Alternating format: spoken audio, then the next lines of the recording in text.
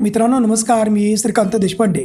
आजच्या या व्हिडिओमध्ये आपण इयत्ता 8वी मधील सामान्य विज्ञान या विषयातील अत्यंत महत्त्वाचा एक पाठ आहे, तो म्हणजे सजीव सृष्टी व सूक्ष्मजीवांचे वर्गीकरण। तर या पाठाविषयी आपण माहिती अभ्यासणार आहोत। चला तर मित्रांनो व्हिडिओला सुरुवात करूया। तर हे सजीवांचे वर्गीकरण करत असताना सर्वात अगोदर रॉबर्ट हार्डिंग व्हिटाकर 1920 ते 1980 हे एक अमेरिकन परिस्थितिकी तज्ज्ञ म्हणजेच इकॉलॉजिस्ट होऊन गेलेले आहेत। त्यांनी इसवी सन 1969 मध्ये सर्वच सजीवांची 5 गटामध्ये विभागणी केलेली आहे। या 5ही गटांची माहिती आपण या व्हिडिओमध्ये घेणार आहोत। तर या अगोदर व्हिटाकर यांनी वर्गीकरणासाठी सर्व सजीवांच्या वर्गीकरणासाठी पुढील काही निकष विचारामध्ये घेतलेले आहेत। सर्वात अगोदर आपण हे निकष विचारामध्ये घेऊया। तर पहिला निकष आहे तो म्हणजे पेशींची जटिलता। तर पेशींची जटिलतेमध्ये आधिकेंद्रिकी व दृश्यकेंद्रिकी। आता एक गोष्ट लक्षामध्ये घ्या की आधिकेंद्रिकी पेशी यांची पेशींची जटिलता खूप कमी आहे, यांची पेशींची रचना अतिशय साधारण आहे। यांचं उदाहरण आपल्याला माहिती आहे की जीवाणू। त्यानंतर दृश्यकेंद्रिकी पेशी यांची उदाहरणं आहेत प्राणीपेशी व वनस्पती पेशी आहेत। आणि या दृश्यकेंद्रिकी पेशींची जटिलता अतिशय अधिक आहे। त्याचं कारण आपण जाणून घेऊया। तर आधिकेंद्रिकी पेशी म्हणजे यांच्या पेशींची रचना अतिशय साधारण असते, यांच्यामध्ये पेशीची अंगकं नसतात। तर आधिकेंद्रिकी पेशींच्या तुलनेने दृश्यकेंद्रिकी पेशीमध्ये वेगवेगळ्या प्रकारची पेशीची अंगके आहेत। उदाहरणार्थ केंद्रक आहे, त्यानंतर गॉल्जी कॉम्प्लेक्स आहे, त्यानंतर तंतुकणिका आहे, त्याचबरोबर आंतरद्रव्य जालिका आहेत। तर यामुळे या दृश्यकेंद्रिकी पेशींची जटिलता अधिक आहे। थोडक्यात फरक आपण समजून घेऊया की आधिकेंद्रिकी पेशी आणि दृश्यकेंद्रिकी पेशीमधील सर्वात महत्त्वाचा फरक म्हणजे दृश्यकेंद्रिकी पेशीमध्ये वेगवेगळ्या प्रकारची पेशीची अंगके एका पटलाने परिबद्धित असतात। तर आधिकेंद्रिकी पेशीमध्ये अशा प्रकारची पटलाने परिबद्धित अशी कोणतीच अंगके नसतात। त्यानंतर पुढे सांगितलेलं आहे की पुढील निकष आपण विचारामध्ये घेऊया, सजीवांचा प्रकार किंवा जटिलता। आता या प्रकारामध्ये काय सांगितले, एकपेशीय किंवा बहुपेशीय। परत आपण समजून घेऊ शकतो की एकपेशीय सजीवामध्ये एक पेशी म्हणजेच त्या सजीवाचं संपूर्ण शरीर आहे, आणि त्यानंतर बहुपेशीय सजीवामध्ये वेगवेगळ्या प्रकारच्या पेशी असतात, आणि त्यानुसार मग पुन्हा पेशी, उती, त्यानंतर अवयव, आणि त्यानंतर मग पुन्हा अवयव संस्था, अशा प्रकारची त्यांची जटिलता बनलेली असते। हे जे 5 गटामध्ये वर्गीकरण केलेले आहे, हे 5 गट कोणते आहेत? तर पहिला आहे मोनेरा, त्यानंतर प्रोटिस्टा, पुढे तिसरा गट कवक, वनस्पती आणि प्राणी पेशी। तर अशा प्रकारचे यांचंही वर्गीकरण केलेलं आहे। आपण एक एक घटक विचारामध्ये घेऊया। त्यानंतर तिसरा निकष आहे तो म्हणजे पोषणांचा प्रकार। आता वनस्पती पेशी ज्या आहेत या आहेत स्वयंपोषी, जे स्वतः प्रकाश संश्लेषण करतात व स्वतःचं अन्न स्वतः बनवत असतात। त्यानंतर कवके आहेत, कवके परोपजीवी आहेत किंवा मृतोपजीवी आहेत, किंवा मृत अवशेषांमधून हे स्वतःचा अन्नाचं शोषण करत असतात। त्यानंतर प्राणीपेशी आहेत, हे पूर्णतः परपोषी आहेत। त्यानंतर जीवन पद्धती हा एक निकष निवडलेला आहे या व्हिटाकर यांनी। तर जीवन पद्धतीमध्ये आपल्याला विचारात घ्यावं लागेल की हे सर्व सजीव त्यांच्या अन्न साखळीमध्ये नेमके कोणत्या स्थानावर आहेत। उदाहरणामध्ये उत्पादक असतील तर ते वनस्पती आहेत, भक्षक असतील तर ते प्राणी आहेत, आणि विघटक असतील तर ते कवके आहेत। त्यानंतर वर्गानुवंशिक संबंध, मग यामध्ये काय आपल्याला विचारात घ्यावं लागेल की आधिकेंद्रिकी ते दृश्यकेंद्रिकी, त्यानंतर एकपेशीय ते बहुपेशीय। म्हणजेच काय असेल की अशी काही सजीव आहेत ज्यांचं रूपांतरण आधिकेंद्रिकीपासून दृश्यकेंद्रिकीमध्ये झालेलं आहे। त्याचबरोबर असे काही सजीव आहेत की ज्यांचं रूपांतर या उत्क्रांतीच्या कालखंडामध्ये एकपेशीय सजीवापासून बहुपेशीय सजीवामध्ये झालेलं आहे। त्यानंतर पुढे जाऊया मित्रांनो। त्यानंतर पहिली सृष्टी मोनेरा। आपण एका सृष्टीची माहिती घेऊया। पहिली सृष्टी आहे मोनेरा यांची। या मोनेरा सृष्टीविषयी माहिती घेत असताना एक कृती दिलेली आहे की एका स्वच्छ काचपट्टीवर दही किंवा ताकाचा अगदी लहान थेंब घ्यायचा आहे व त्यामध्ये थोडंसं पाणी मिसळून हे सर्व काचपट्टी आपल्याला सूक्ष्मदर्शकाखाली पाहायचं आहे. तर आपल्याला काय दिसेल, तर यातील हालचाल करणारे अगदी लहान काडीसारखे सूक्ष्मजीव म्हणजेच हे लॅक्टोबॅसिलाई जीवाणू आहेत. तर हे जीवाणू तुम्ही पाहू शकता या ठिकाणी. तर या प्रकारे या सूक्ष्मदर्शकाखाली स्पष्टपणे आपण पाहू शकतो बारीक सूक्ष्म जीव लॅक्टोबॅसिलाई अशा प्रकारे हालचाल करणारे हे जीव आहेत.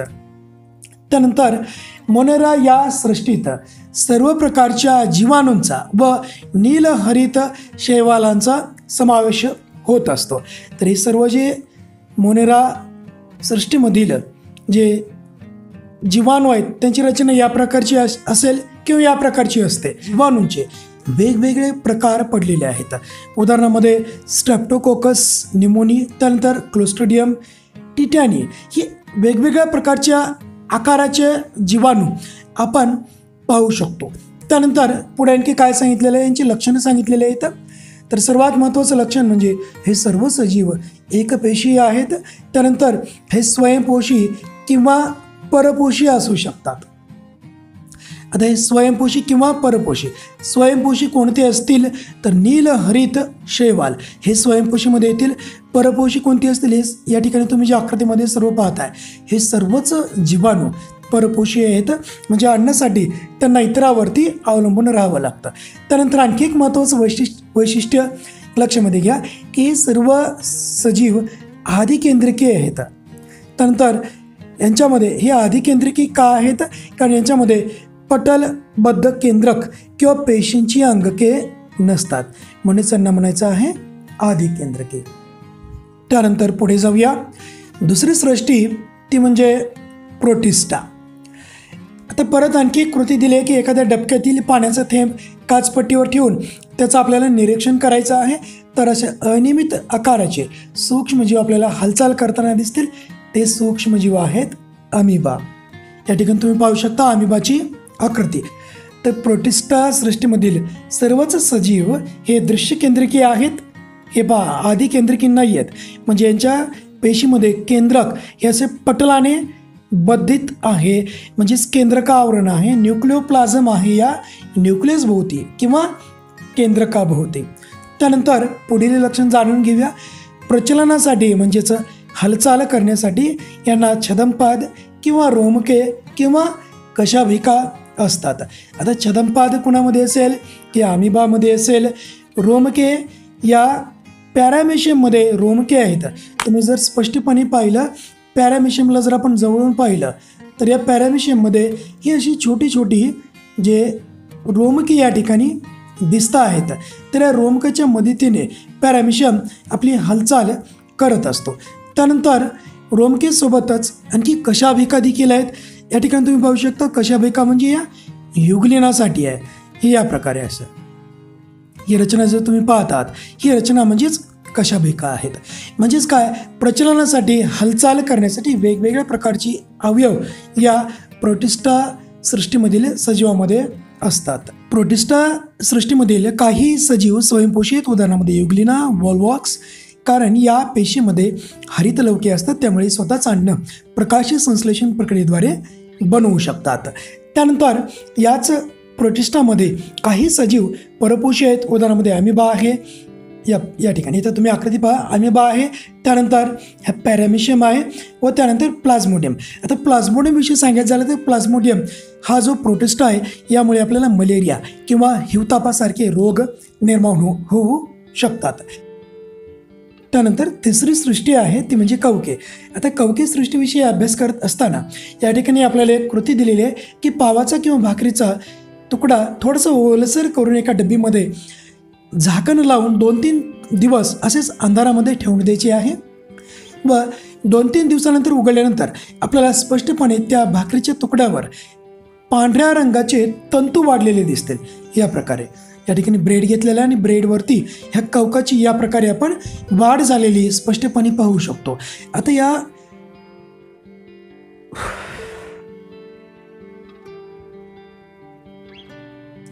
वाढ झालेल्या तंतूमधील काही तंतू आपण काचपट्टीवरती घेऊन त्यांचं आपण निरीक्षण जर केले तर आपल्याला स्पष्टपणे एक ठराविक आकृती दिसेल.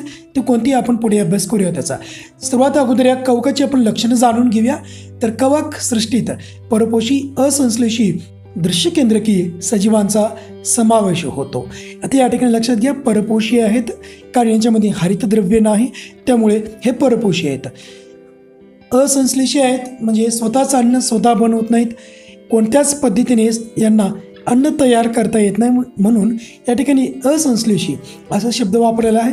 त्यानंतर हे दृश्यकेंद्रिके आहेत म्हणजे यांच्या पेशीमध्ये स्पष्टपणे आपल्याला केंद्रक दिसतं व केंद्रक त्याचबरोबर वेगवेगळ्या प्रकारचे पेशीचे अंगके हे पटलाने परिबद्धित आहेत. बहुसंख्य कवके हे मृतोपजीवी आहेत म्हणजेच ते कुजलेल्या कार्बनी पदार्थावरती जगतात. त्यानंतर कवकांची पेशीभित्तिका ही कायटिन नावाच्या एका जटिल शर्करेपासून बनलेली असते.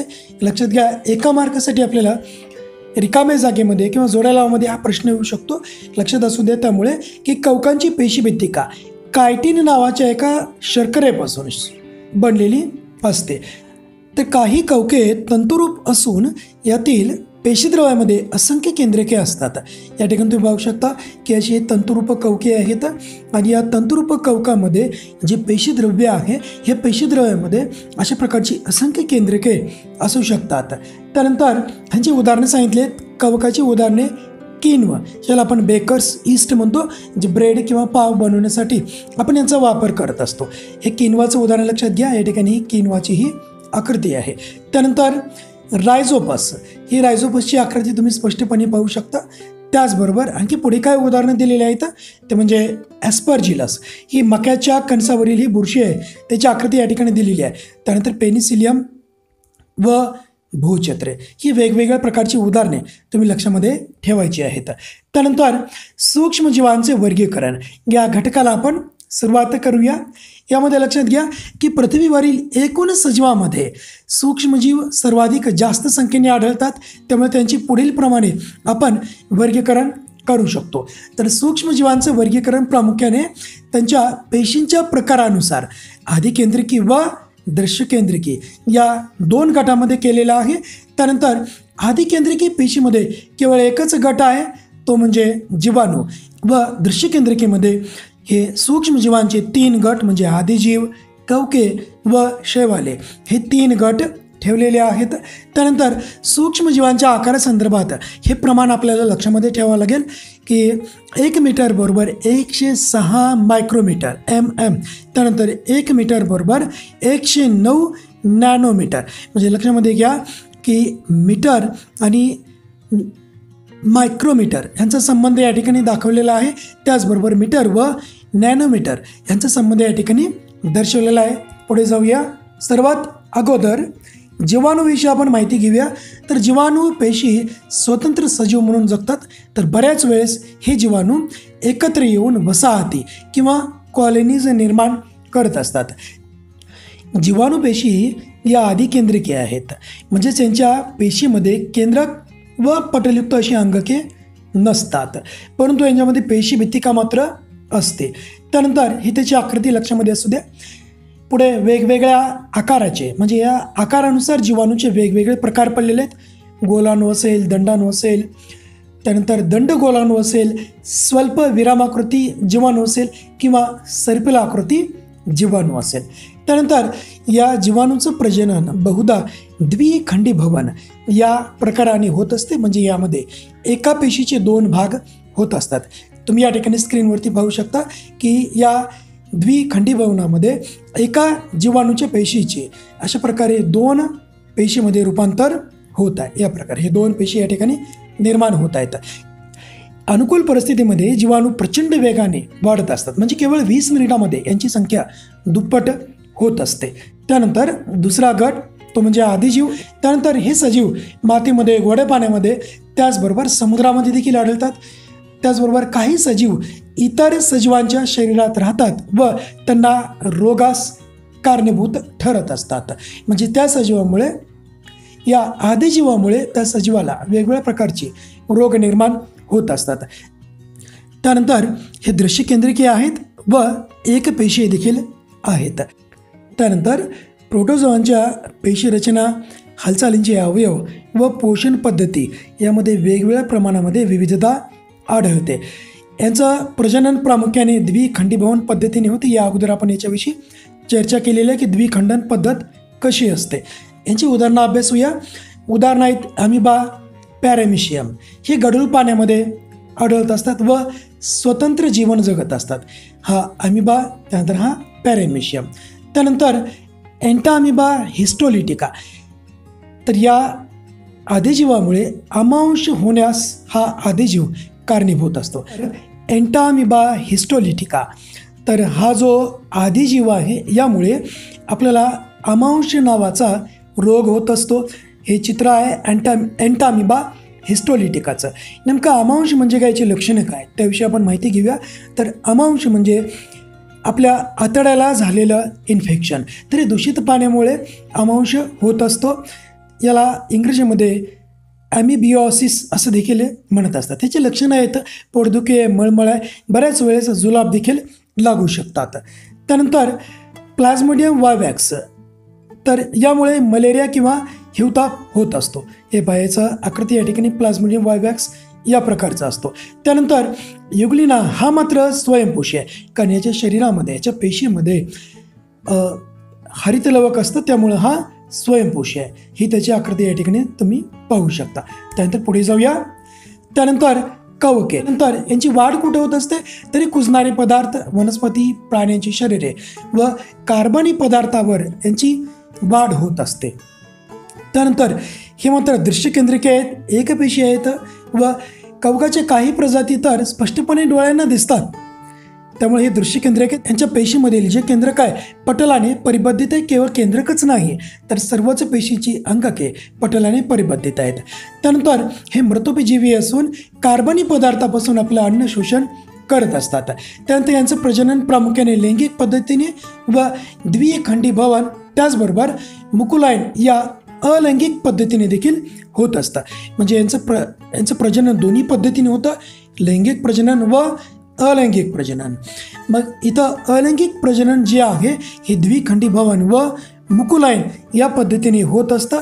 आता या ठिकाणी तुम्ही पाहू शकता द्विखंडी भवन ही प्रक्रिया इथं दिसत आहे तुम्हाला व मुकुलाईन प्रक्रिया या आकृतीमध्ये दाखवलेली आहे की ईस्ट किंवा किण्व याच्या शरीरावरती असं एक फुगवटा येतो व या फुगवट्यापासून नवीन पेशींची निर्मिती होत असते. त्यानंतर ईस्ट यांची उदाहरणं दिली आहेत. ईस्ट, कॅन्डिडा व अळंबी. ईस्ट म्हणजेच सॅक्रोमायसिस ईस्ट, हा तुम्ही पाहू शकता, याचं चित्र या ठिकाणी. त्यानंतर कॅन्डिडा नावाचा एक कवक आहे. तर आपलं मानवी त्वचेवरती जेवढे काही इन्फेक्शन होत असतं, ज्याला आपण फंगल इन्फेक्शन देखील म्हणत असतो, तर हे होत असतं या कॅन्डिडा नावाच्या कवकापासून.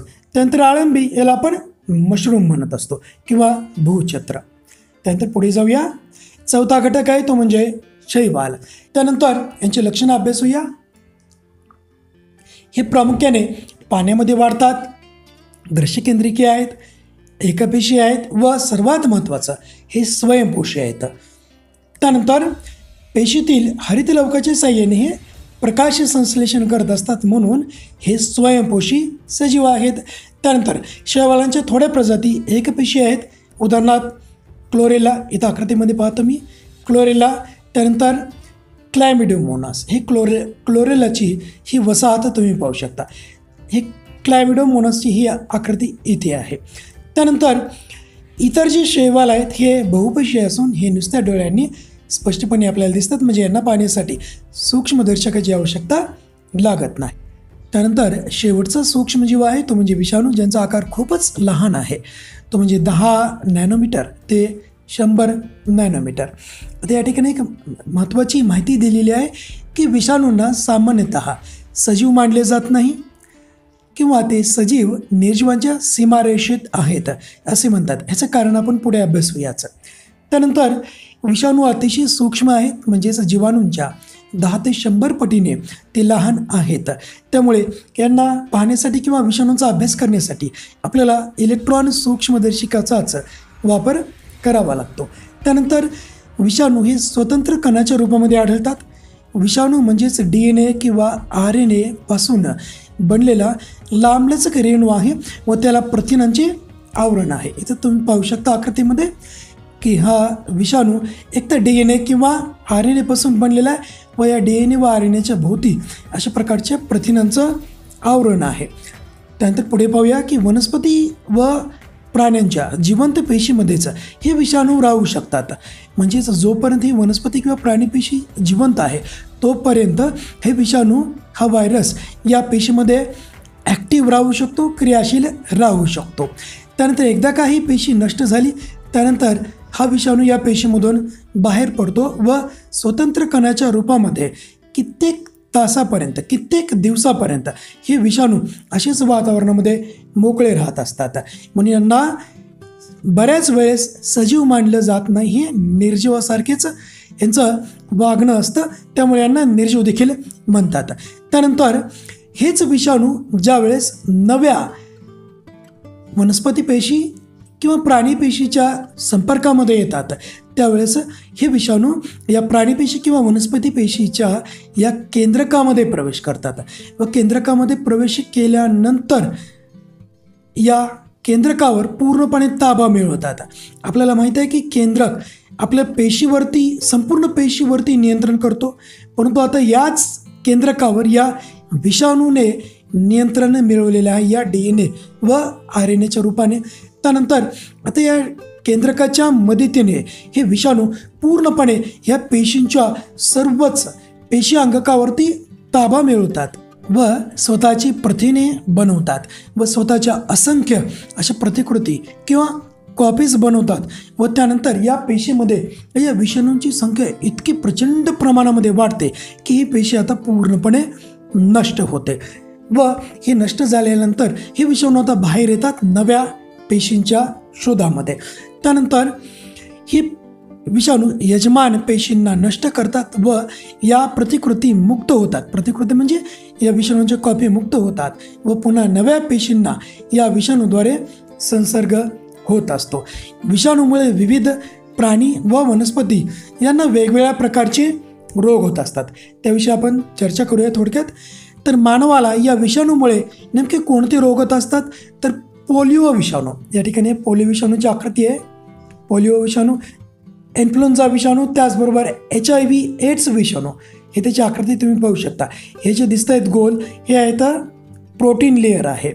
गुराढोरांना या विषाणूद्वारे रोग होत असतो, या पिकोर्ना विषाणूद्वारे, पिकोर्ना विषाणूमुळे होत असतो। या ठिकाणी लक्षामध्ये घ्या ती पिको RNA, मग याला पिकोर्ना असं नाव दिलेलं आहे। पिको म्हणजे स्मॉल, खूप लहान, म्हणजे असे विषाणू की ज्यांच्या पेशीमध्ये खूप लहान असा RNA असतो त्याला म्हणायचं पिकोर्ना विषाणू। त्यानंतर वनस्पतीमध्ये देखील वेगवेगळ्या प्रकारचे रोग या विषाणूमुळे होत असतात। उदाहरणामध्ये टोमॅटो विल्ट विषाणू किंवा तंबाखू मोझाईक विषाणू। तर हे मोझाईक विषाणूची आकृती ही अशा प्रकारची असते रचना। त्यानंतर जीवाणू, असे काही विषाणू आहेत जे की जीवाणूवरतीच हमला करतात व पूर्णपणे या जीवाणूंना नष्ट करतात, त्यांना म्हणायचं बॅक्टेरियोफाज। हे विषाणू जीवाणूवरती हल्ला करून या पूर्णपणे जीवाणूंनाच नष्ट करत असतात। त्यानंतर मानवांना या विषाणूमुळे जी वेगवेगळ्या प्रकारचे रोग होत असतात, तर सद्यस्थितीमध्ये COVID-19 किंवा ज्याला आपण कोरोना हा विषाणू म्हणतो, हा कोरोना या HIV विषाणूसारखाच दिसतो। हे जे छोटे छोटे जे वरती गोल राऊंडेड स्ट्रक्चरचे दिसत आहेत याला म्हणायचं प्रोटीन लेअर। तर या प्रथिनांच्या आवरणाखाली या विषाणूचा DNA किंवा RNA असतो। तर विद्यार्थी मित्रांनो, आज आपण पूर्णपणे या सूक्ष्मजीवांचं वर्गीकरण अभ्यासलेलं आहे। तर अशाच प्रकारची शैक्षणिक व्हिडिओ व वेगवेगळ्या प्रकारची शैक्षणिक अपडेट्स मिळवण्यासाठी तुम्ही नक्कीच माझ्या चॅनलला सबस्क्राईब करा। धन्यवाद।